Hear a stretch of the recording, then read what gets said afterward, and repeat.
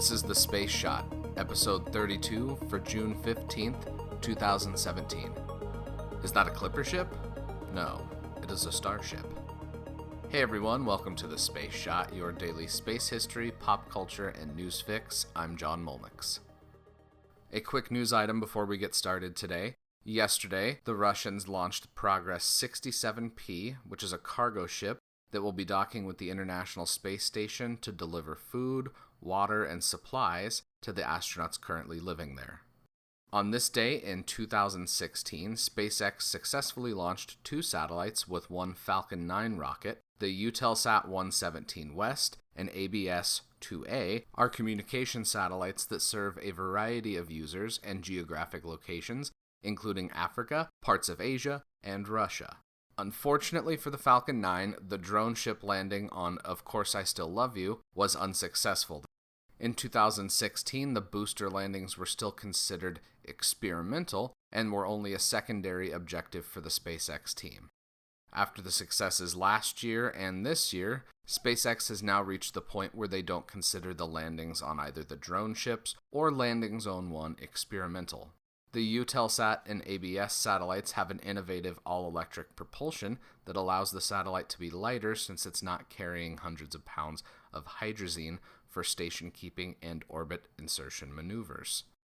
This Saturday at 1:10 p.m. Central Time, SpaceX is scheduled to launch another commercial communications satellite.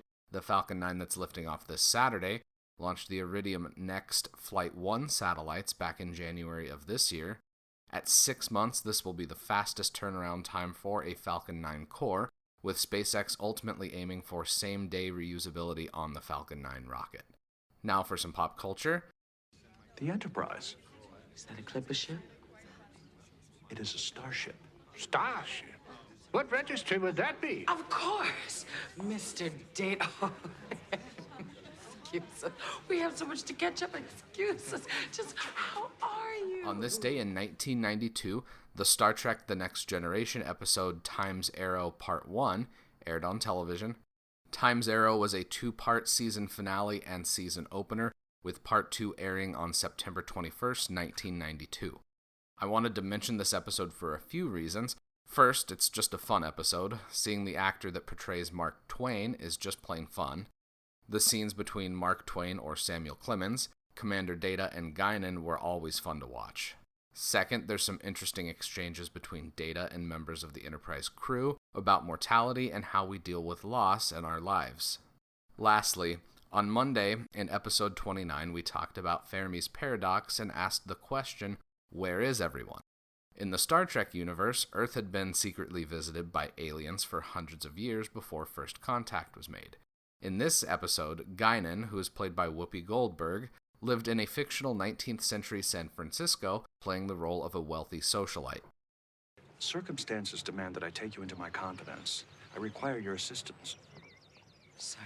I am from the 24th century, where you and I serve aboard a starship. And? Our ship encountered a species who appears to be threatening 19th century Earth. I investigated and was inadvertently pulled into their temporal vortex. When I saw your photograph in the newspaper, I assumed you had joined me from the future, from the Enterprise. I knew your species was long-lived, but I did not realize you had visited Earth so long ago. Data enlists the help of Guinan to resolve the conflict of the episodes, and I don't want to spoil the plot, even though they have been out for 25 years now, but I'll link to the episodes in the show notes. Tomorrow, we launch into orbit with the first woman in space, Valentina Tereshkova. I'm grateful that everyone's taken the time to listen to the show. It would mean a lot if you could leave a review on iTunes and Google Play Music. If you know someone that loves space, history, or pop culture, please share The Space Shot on Facebook, Insta, Twitter, anywhere you connect with your friends and family. I'm John Molnix, and I'll catch you on the flip side.